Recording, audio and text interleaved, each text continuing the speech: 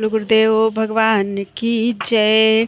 प्यारे कृष्ण कन्हैया लाल की जय। गीतोपनिषद श्रीमद् भगवद गीता यथारूप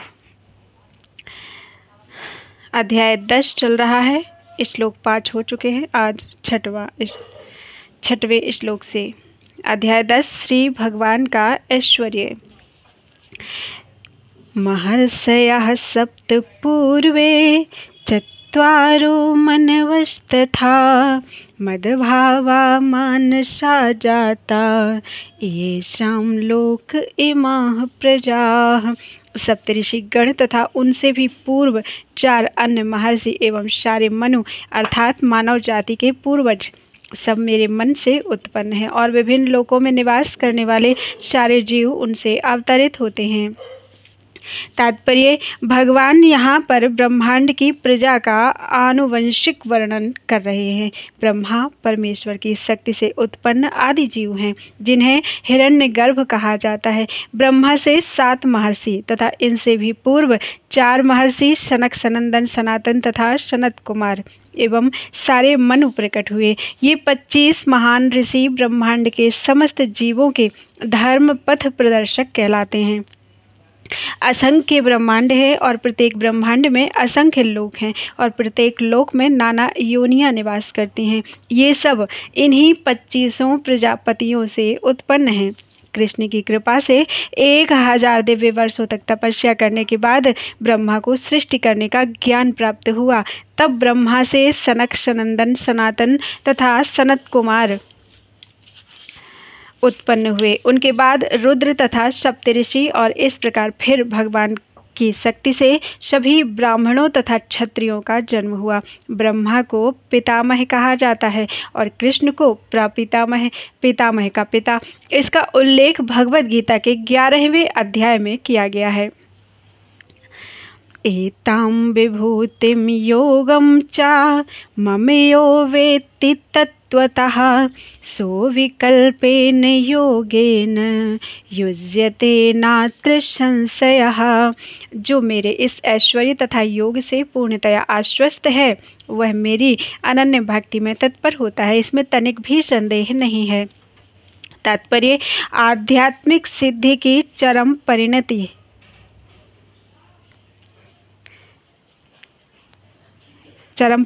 है भगवद ज्ञान। आध्यात्मिक सिद्धि की चरम परिणति है भगवद ज्ञान। जब तक कोई भगवान के विभिन्न ऐश्वर्यों के प्रति आश्वस्त नहीं हो लेता तब तक वह भक्ति में नहीं लग सकता। सामान्यतया लोग इतना तो जानते हैं कि ईश्वर महान है, किंतु यह नहीं जानते कि वह किस प्रकार महान है। यहाँ पर उसका विस्तृत विवरण दिया गया है। जब कोई यह जान लेता है कि ईश्वर कैसे महान है तो वह सहज ही शरणागत होकर भगवत भक्ति में लग जाता है। भगवान के ऐश्वर्यों को ठीक से समझ लेने पर शरणागत होने के अतिरिक्त कोई अन्य विकल्प नहीं रह जाता। ऐसा वास्तविक ज्ञान भगवद गीता, श्रीमद् भागवत तथा अन्य ऐसे ही ग्रंथों से प्राप्त किया जा सकता है। इस ब्रह्मांड के संचालन के लिए विभिन्न लोकों में अनेक देवता नियुक्त हैं जिनमें से ब्रह्मा, शिव, चारों कुमार तथा अन्य प्रजापति प्रमुख हैं। ब्रह्मांड की प्रजा के अनेक पितामह भी हैं और वे सब भगवान कृष्ण से उत्पन्न हैं। भगवान कृष्ण समस्त पितामहों के आदि पितामह हैं। ये रहे परमेश्वर के कुछ ऐश्वर्य। जब मनुष्य को इन पर अटूट विश्वास हो जाता है तो वह अत्यंत श्रद्धा समेत तथा संशय रहित होकर कृष्ण को स्वीकार करता है और भक्ति करता है। भगवान की प्रेमा भक्ति में रुचि बढ़ाने के लिए ही इस विशिष्ट ज्ञान की आवश्यकता है। कृष्ण की महानता को समझने में उपेक्षा भाव ना बरतें। क्यों? क्योंकि कृष्ण की महानता को जानने पर ही एकनिष्ठ होकर भक्ति की जा सकती है। अहम सर्वस्य प्रभवो मत्तः सर्वं प्रवर्तते इति मत्वा भजन्ते मां बुधा भाव समन्विताः। मैं समस्त आध्यात्मिक तथा भौतिक जगतों का कारण हूँ। प्रत्येक वस्तु मुझसे ही उद्भूत है। जो बुद्धिमान या भली भांति जानते हैं वे मेरी प्रेमा भक्ति में लगते हैं तथा हृदय से पूरी तरह मेरी पूजा में तत्पर होते हैं। तात्पर्य, जिस विद्वान ने वेदों का ठीक से अध्ययन किया हो और भगवान चैतन्य जैसे अधिकारियों से ज्ञान प्राप्त किया हो तथा यह जानता हो कि इन उपदेशों का किस प्रकार उपयोग करना चाहिए, वही यह समझ सकता है कि भौतिक तथा आध्यात्मिक जगतों के मूल श्री कृष्ण ही हैं। इस प्रकार के ज्ञान से वह भगवत भक्ति में स्थिर हो जाता है। वह व्यर्थ की टीकाओं से या मूर्खों के द्वारा कभी पथभ्रष्ट नहीं होता। सारा वैदिक साहित्य स्वीकार करता है कि कृष्ण ही ब्रह्मा शिव तथा अन्य समस्त देवताओं के स्रोत हैं। अथर्ववेद में गोपाल तापनी उपनिषद में कहा गया है, यो ब्रह्मांडं विदधाति पूर्वम यो वै वेदांश्च गापयति स्म कृष्णः। प्रारंभ में कृष्ण ने ब्रह्मा को वेदों का ज्ञान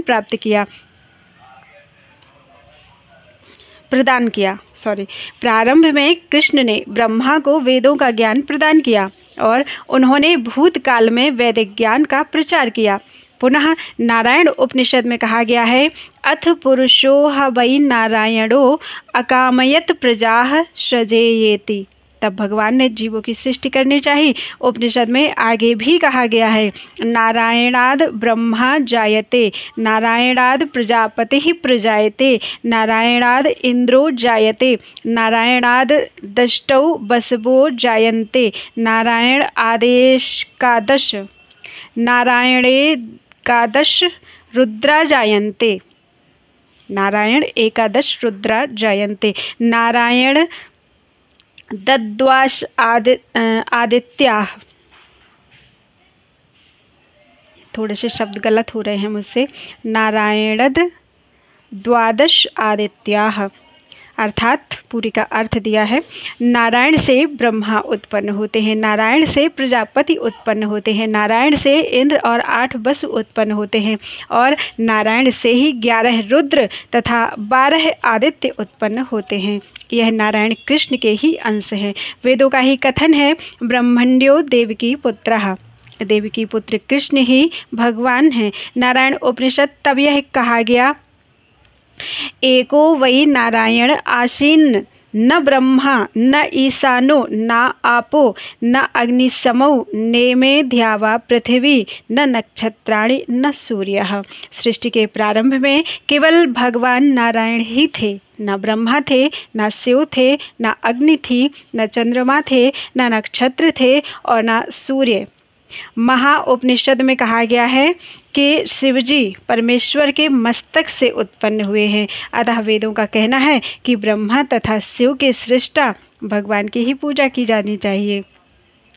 मोक्ष धर्म में कृष्ण कहते हैं, प्रजापतिम च रुद्रम चाप्यहमेव सृजामि वै तौ हि मां न विजानीतो मम माया विमोहितौ। मैंने ही प्रजापतियों को, शिव तथा अन्यों को उत्पन्न किया है, किंतु वे मेरी माया से मोहित होने के कारण यह नहीं जानते कि मैंने ही उन्हें उत्पन्न किया है। 12 पुराण में भी कहा गया है, नारायणः परो देवः तस्माज्जातश्चतुर्मुखः तस्माद् रुद्रो भवद्देवः स च सर्वज्ञतां गतः। नारायण भगवान हैं जिनसे ब्रह्मा उत्पन्न हुए और फिर ब्रह्मा से शिव उत्पन्न हुए। भगवान कृष्ण समस्त उत्पत्तियों के स्रोत हैं और वे सर्व कारण कहलाते हैं। वे स्वयं कहते हैं, चूँकि सारी वस्तुएं मुझसे उत्पन्न हैं, अतः मैं सबों का मूल कारण हूँ।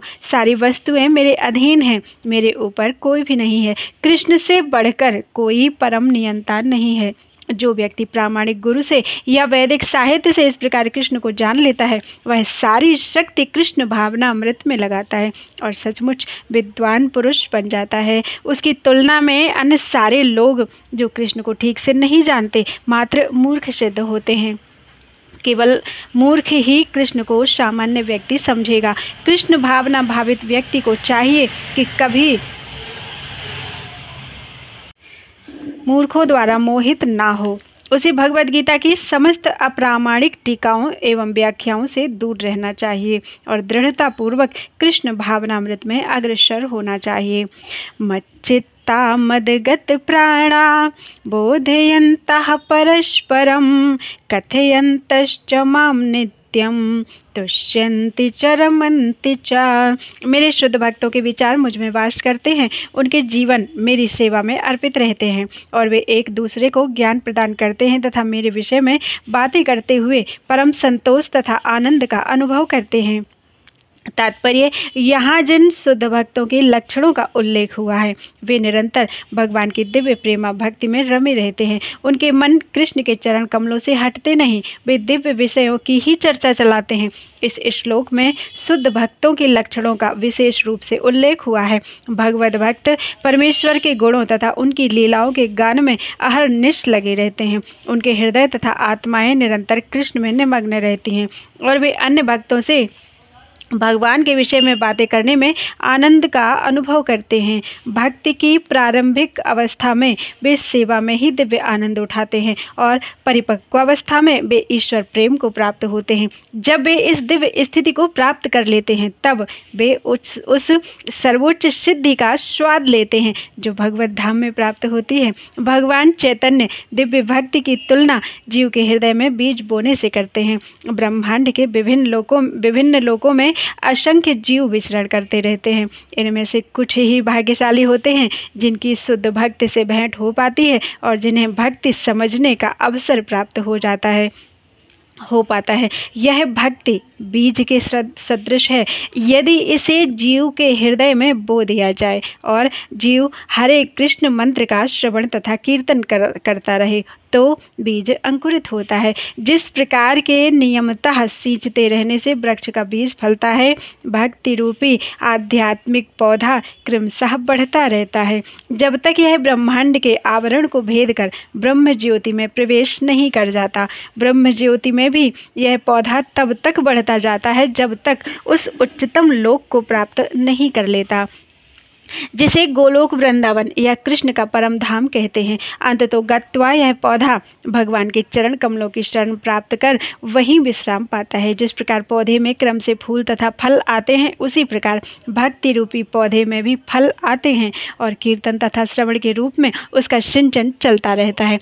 चैतन्य चरितामृत में भक्ति रूपी पौधे का विस्तार से वर्णन हुआ है। वहाँ यह बताया गया है कि जब पूर्ण पौधा भगवान के चरण कमलों की शरण ग्रहण कर लेता है तो मनुष्य पूर्णतया भगवत प्रेम में लीन हो जाता है। तब वह एक क्षण भी परमेश्वर के बिना नहीं रह पाता। जिस प्रकार की मछली जल के बिना नहीं रह सकती, ऐसी अवस्था में भक्त वास्तव में परमेश्वर के संसर्ग से दिव्य गुण प्राप्त कर लेता है। श्रीमद् भागवत में भी भगवान तथा उनके भक्तों के संबंध के विषय में ऐसी अनेक कथाएं हैं। इसलिए श्रीमद् भागवत भक्तों को अत्यंत प्रिय है। जैसा कि भागवत में ही कहा गया है, श्रीमद् भागवतम पुराणम अमलम यद वैष्णवानाम प्रियम। ऐसी कथा में भौतिक कार्यों, आर्थिक विकास, इंद्रिय तृप्ति या मोक्ष के विषय में कुछ भी नहीं है। श्रीमद् भागवत ही एकमात्र ऐसी कथा है जिसमें भगवान तथा उनके भक्तों की दिव्य प्रकृति का पूर्ण वर्णन मिलता है। फलतः कृष्ण भावना भावित जीव ऐसे दिव्य साहित्य के श्रवण में दिव्य रुचि दिखाते हैं जिस प्रकार तरुण तथा तरुणी को परस्पर मिलने में आनंद प्राप्त होता है। तेषां सतत युक्तानां भजतां प्रीतिपूर्वकम् ददामि बुद्धियोगं तं येन माम उपयान्ति ते। जो प्रेम पूर्वक मेरी सेवा करने में निरंतर लगे रहते हैं उन्हें मैं ज्ञान प्रदान करता हूँ जिसके द्वारा वे मुझ तक आ सकते हैं।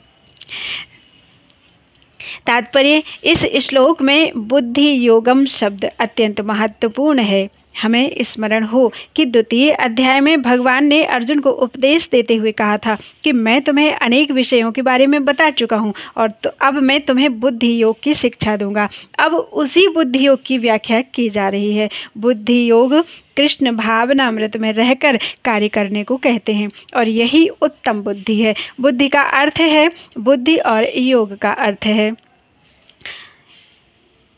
यौगिक गतिविधियाँ अथवा यौगिक उन्नति। जब कोई भगवत धाम को जाना चाहता है और भक्ति में वह कृष्ण भावनामृत को ग्रहण कर लेता है तो उसका यह कार्य बुद्धि योग कहलाता है। दूसरे शब्दों में बुद्धि योग वह विधि है जिससे मनुष्य भाव बंधन से छूटना चाहता है। उन्नति करने का चरम लक्ष्य कृष्ण प्राप्ति है, लोग इसे नहीं जानते। अतः भक्तों तथा प्रामाणिक गुरु की संगति आवश्यक है। मनुष्य को ज्ञात होना चाहिए कि कृष्ण ही लक्ष्य हैं, और जब लक्ष्य निर्दिष्ट है तो पथ पर मंदगति से प्रगति करने पर भी अंतिम लक्ष्य प्राप्त हो जाता है।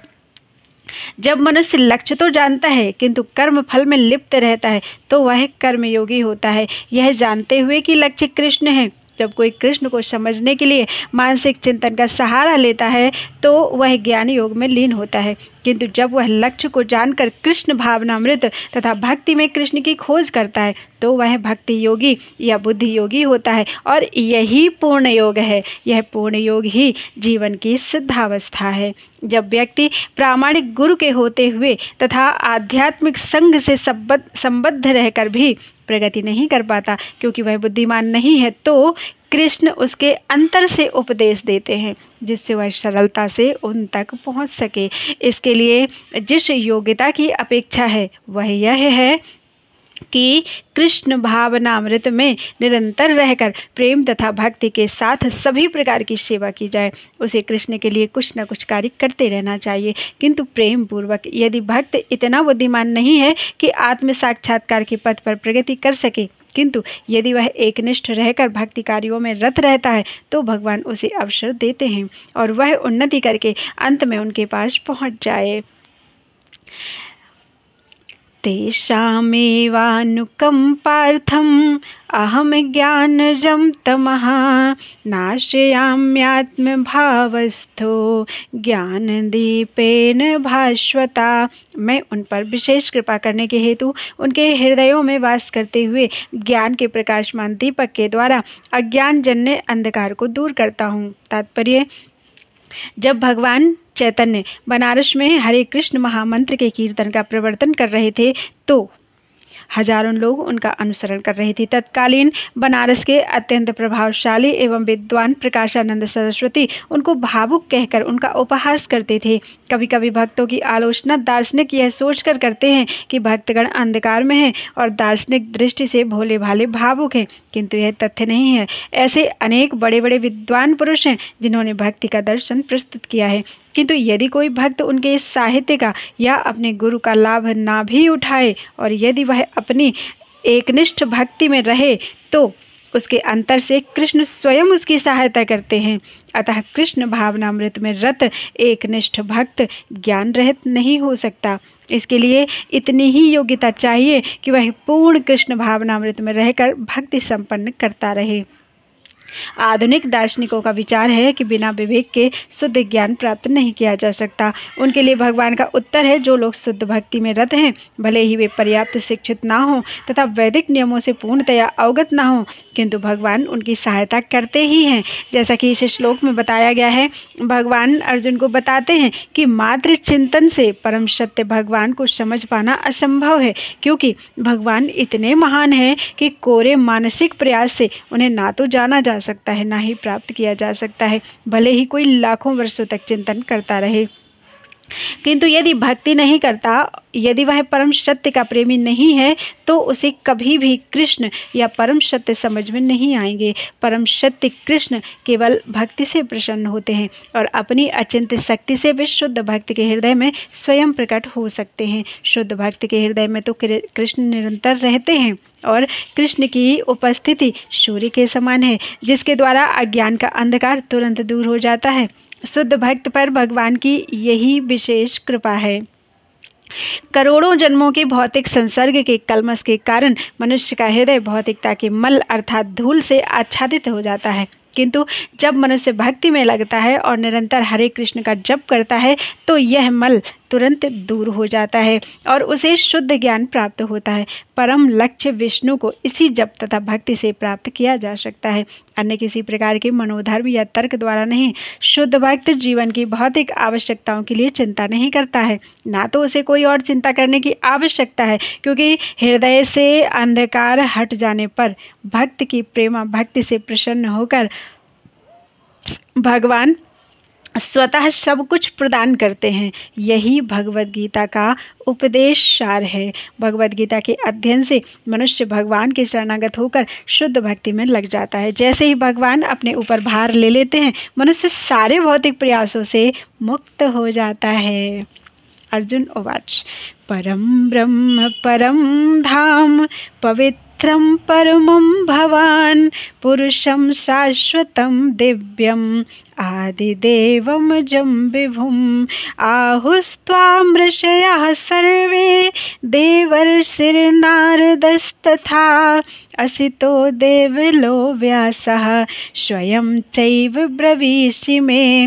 अर्जुन ने कहा, आप परम भगवान, परम धाम, परम पवित्र, परम सत्य हैं। आप नित्य दिव्य आदि पुरुष, अजन्मा तथा महानतम हैं। नारद, असित, देवल तथा व्यास जैसे ऋषि आपके इस सत्य की पुष्टि करते हैं और अब आप स्वयं भी मुझसे प्रकट कह रहे हैं। तात्पर्य, इन 2 श्लोकों में भगवान आधुनिक दार्शनिक को अवसर प्रदान करते हैं, क्योंकि यहाँ यह स्पष्ट है कि परमेश्वर जीवात्मा से भिन्न है।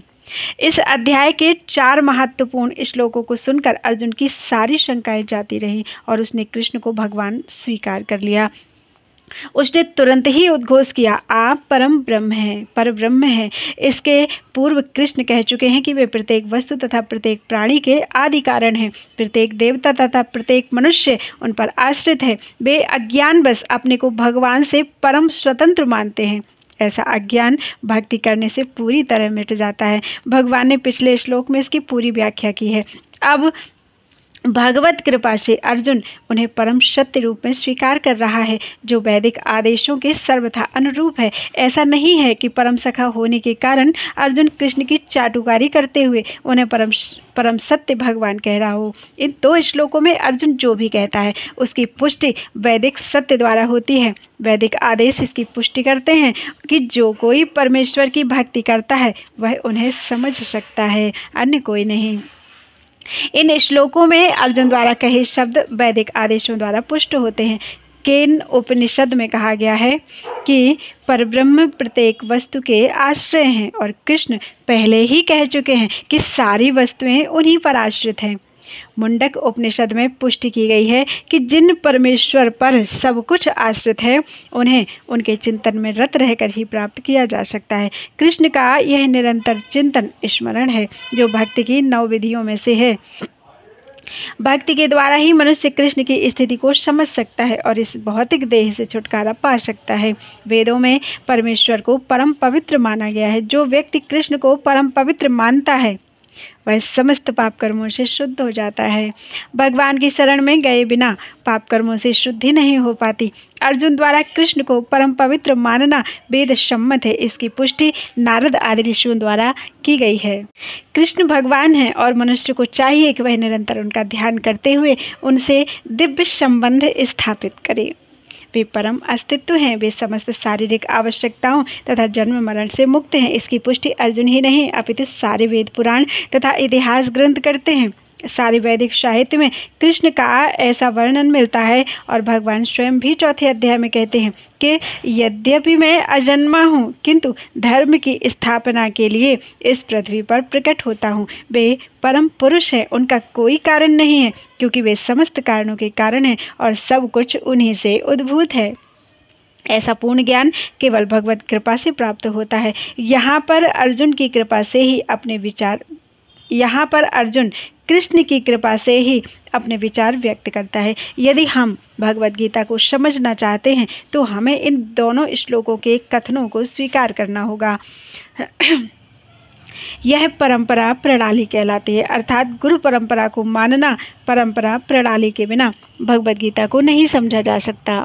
यह तथाकथित विद्यालयी शिक्षा द्वारा संभव नहीं है। दुर्भाग्यवश जिन्हें अपनी उच्च शिक्षा का घमंड है वे वैदिक साहित्यों के इतने प्रमाणों के होते हुए भी अपने इस दुराग्रह पर अड़े रहते हैं कि कृष्ण एक सामान्य व्यक्ति हैं। सर्वमे तद्ऋतं मन्ये यन्मां वदसि केशव नहि ते भगवन् व्यक्तिं विदुर्देवा न दानवाः। हे कृष्ण, आपने मुझसे जो कुछ कहा है उसे मैं पूर्णतया सत्य मानता हूँ। हे प्रभु, ना तो देवता गण ना असुर गण ही आपके स्वरूप को समझ सकते हैं। तात्पर्य, यहाँ पर अर्जुन इसकी पुष्टि करता है कि श्रद्धाहीन तथा आसुरी प्रकृति वाले लोग कृष्ण को नहीं समझ सकते। जब देवतागण तक उन्हें समझ नहीं पाते तो आधुनिक जगत के तथाकथित विद्वानों का क्या कहना। भगवत कृपा से अर्जुन समझ गया कि परम सत्य कृष्ण है और वे संपूर्ण हैं, अतः हमें अर्जुन के पथ का अनुसरण करना चाहिए। उसे भगवत गीता का प्रमाण प्राप्त है, जैसा कि भगवत गीता के 4th अध्याय में कहा गया है। भगवत गीता के समझने की गुरु परंपरा का ह्रास हो चुका था, अतः कृष्ण ने अर्जुन से उसकी पुनः स्थापना की, क्योंकि वे अर्जुन को अपना परम प्रिय सखा तथा भक्त समझते थे। अतः जैसा कि गीतोपनिषद की भूमिका में हमने कहा है, भगवत गीता का ज्ञान परंपरा विधि से प्राप्त करना चाहिए।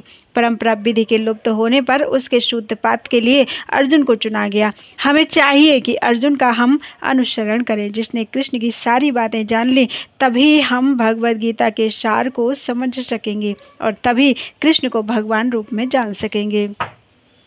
स्वयमेवात्मनात्मानं वेत्थ त्वं पुरुषोत्तम, भूतभावन भूतेश देव देव जगतपते। हे परम पुरुष, हे परम पुरुष, हे सबके उद्गम, हे समस्त प्राणियों के स्वामी, हे देवों के देव, हे ब्रह्मांड के प्रभु, निसंदेह एकमात्र आप ही अपने को अपनी अंतरंगा शक्ति से जानने वाले हैं। तात्पर्य, परमेश्वर कृष्ण को वे ही जान सकते हैं जो अर्जुन तथा उसके अनुयायियों की भांति भक्ति करने के माध्यम से भगवान के संपर्क में रहते हैं। आसुरी या नास्तिक प्रकृति वाले लोग कृष्ण को नहीं जान सकते। ऐसा मनोधर्म जो भगवान से दूर ले जाए परम पातक है, और जो कृष्ण को नहीं जानता उसे भगवद गीता की टीका करने का प्रयत्न नहीं करना चाहिए। भगवद गीता कृष्ण की वाणी है और चूंकि यह कृष्ण का तत्व विज्ञान है, अतः इसे कृष्ण से ही समझना चाहिए। जैसा कि अर्जुन ने किया, इसे नास्तिकों से ग्रहण नहीं करना चाहिए।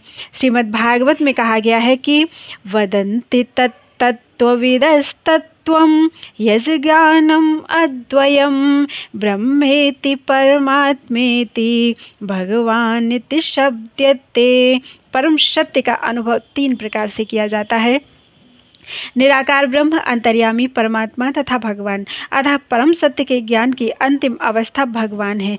हो सकता है कि सामान्य व्यक्ति अथवा ऐसा मुक्त पुरुष भी जिसने निराकार ब्रह्म अथवा अंतर्यामी परमात्मा का साक्षात्कार किया है, भगवान को ना समझ पाए। अतः ऐसे व्यक्तियों को चाहिए कि वे भगवान को भगवत गीता के श्लोकों से जानने का प्रयास करें, जिन्हें स्वयं कृष्ण ने कहा है। कभी कभी निर्विशेषवादी कृष्ण को भगवान के रूप में या उनकी प्रामाणिकता को स्वीकार करते हैं, किंतु अनेक मुक्त पुरुष कृष्ण को पुरुषोत्तम रूप में नहीं समझ पाते। इसीलिए अर्जुन उन्हें पुरुषोत्तम कहकर संबोधित करते हैं। इतने पर भी कुछ लोग यह नहीं समझ पाते कि कृष्ण समस्त जीवों के जनक हैं। इसीलिए अर्जुन उन्हें भूत भावन कहकर संबोधित करता है। यदि कोई उन्हें भूत भावन के रूप में समझ लेता है तो भी वह उन्हें परम नियंता के रूप में नहीं जान पाता। इसीलिए उन्हें यहाँ पर भूतेश या परम नियंता कहा गया है। यदि कोई भूतेश रूप में भी उन्हें समझ लेता है तो भी उन्हें समस्त देवताओं के उद्गम रूप में नहीं समझ पाता। इसीलिए उन्हें देवदेव, सभी देवताओं का पूजनीय देव कहा गया है। यदि देवदेव रूप में भी उन्हें समझ लिया जाए तो भी प्रत्येक वस्तु के परम स्वामी के रूप में समझ में नहीं आते। इसलिए यहाँ पर उन्हें जगतपति कहा गया है। इस प्रकार अर्जुन की अनुभूति के आधार पर कृष्ण विषयक सत्य की स्थापना इस श्लोक में हुई है। हमें चाहिए कि कृष्ण को यथारूप में समझने के लिए हम अर्जुन के पद चिन्हों का अनुसरण करें। वक्तुमर्हस्य शेषेण दिव्या ह्यात्म विभूतयः याभिर्विभूतिर्भिर्लोका निमास्त्वं व्याप्य तिष्ठसि। कृपा करके विस्तार पूर्वक मुझे अपने उन दैवी ऐश्वर्यों को बताएं जिनके द्वारा आप इन समस्त लोकों में व्याप्त हैं। तात्पर्य, इस श्लोक से ऐसा लगता है कि अर्जुन भगवान संबंधी अपने ज्ञान से पहले से संतुष्ट हैं।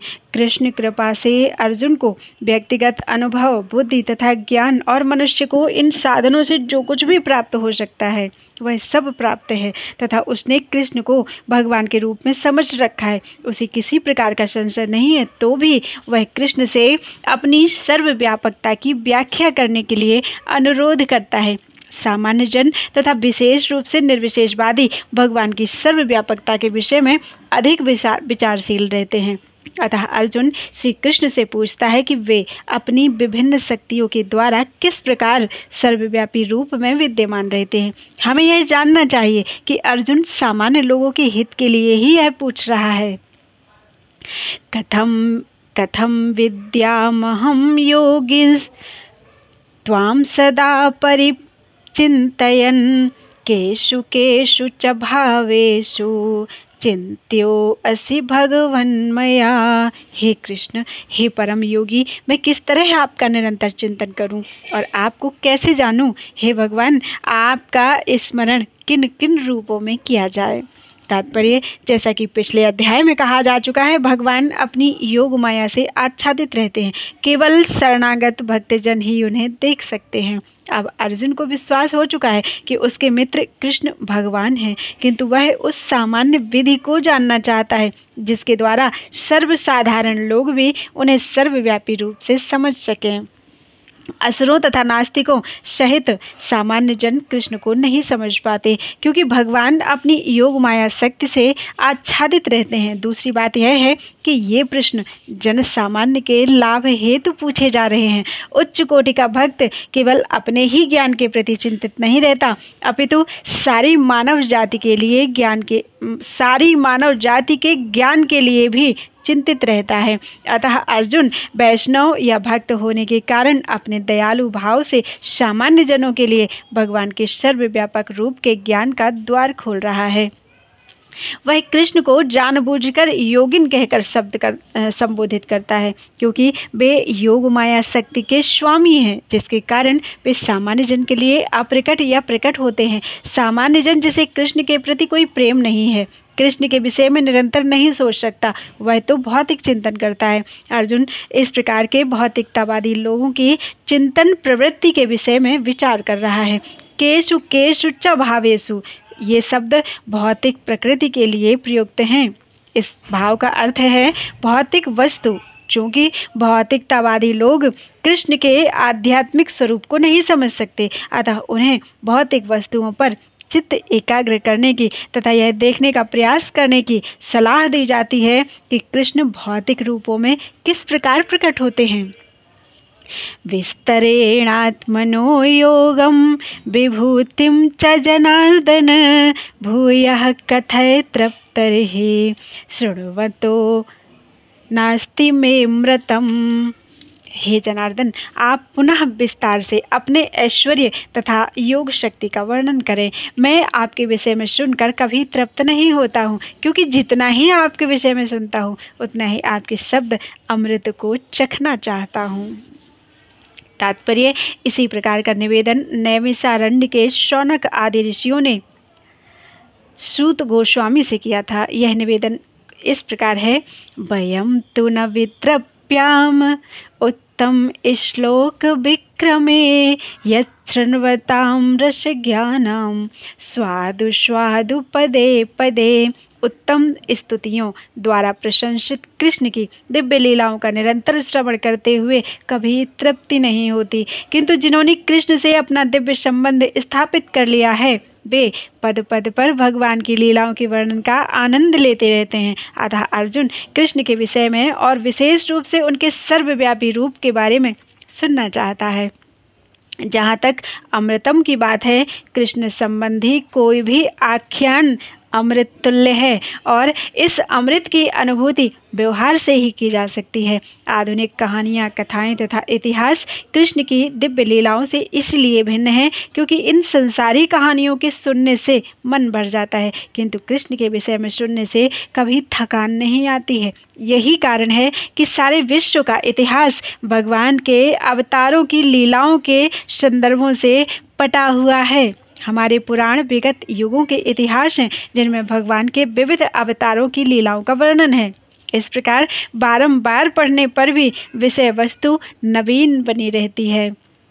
श्री भगवान उवाच हन्त ते कथयिष्यामि दिव्या ह्यात्म विभूतयः प्राधान्यतः कुरु श्रेष्ठ नास्त्यन्तो विस्तरस्य में। श्री भगवान ने कहा, हाँ, अब मैं तुमसे अपने मुख्य मुख्य वैभव युक्त रूपों का वर्णन करूँगा, क्योंकि हे अर्जुन, मेरा ऐश्वर्य असीम है।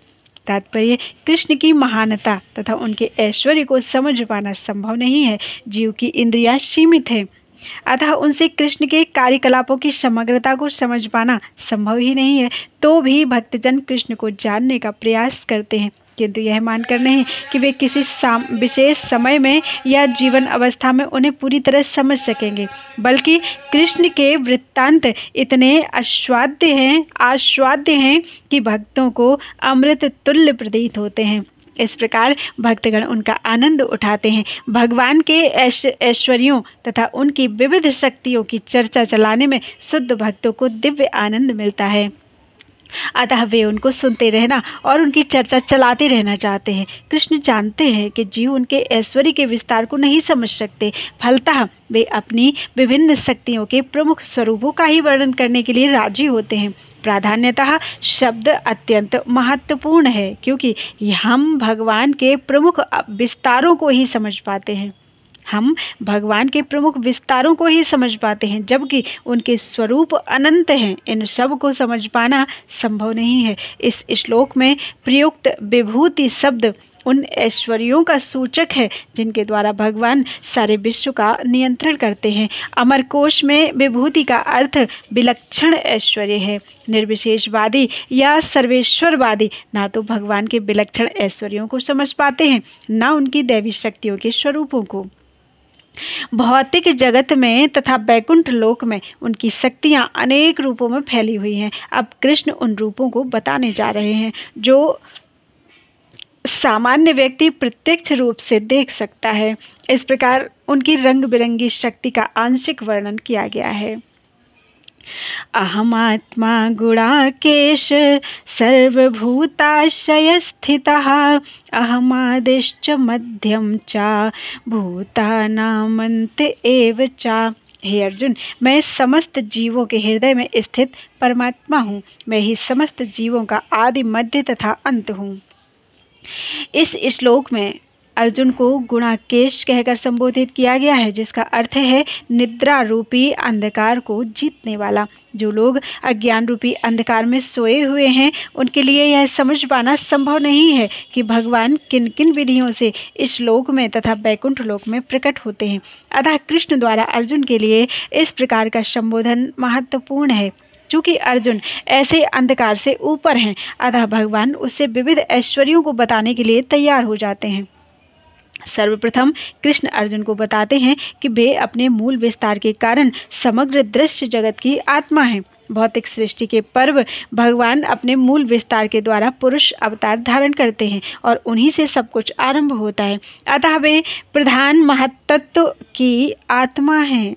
इस सृष्टि का कारण महत्त्व नहीं होता। वास्तव में महाविष्णु संपूर्ण भौतिक शक्ति या महत्त्व में प्रवेश करते हैं।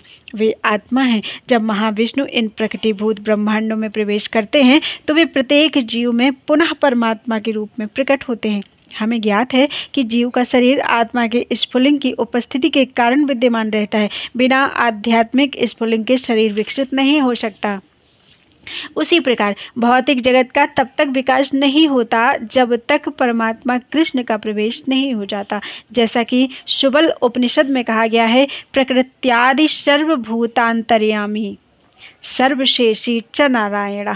परमात्मा रूप में भगवान समस्त प्रकटीभूत ब्रह्मांडों में विद्यमान हैं। श्रीमद् भागवत में तीनों पुरुष अवतारों का वर्णन हुआ है। सात्वत तंत्र में भी इनका वर्णन मिलता है। विष्णोस्तु त्रीणि रूपाणि पुरुषाख्यानथो विदुः। भगवान इस श्लोक में अपने 3 स्वरूपों को प्रकट करते हैं। कारणोदक साई विष्णु, गर्भोदक साई विष्णु तथा क्षीरोदक साई विष्णु। ब्रह्म संहिता में महाविष्णु या कारणोदकसाई विष्णु का वर्णन मिलता है। यह कारणार्णव जले भजति ईश्व योग निद्राम।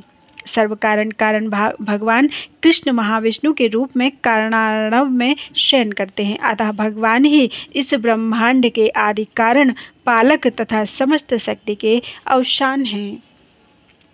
अध्याय 10 के 20 श्लोक हो चुके हैं।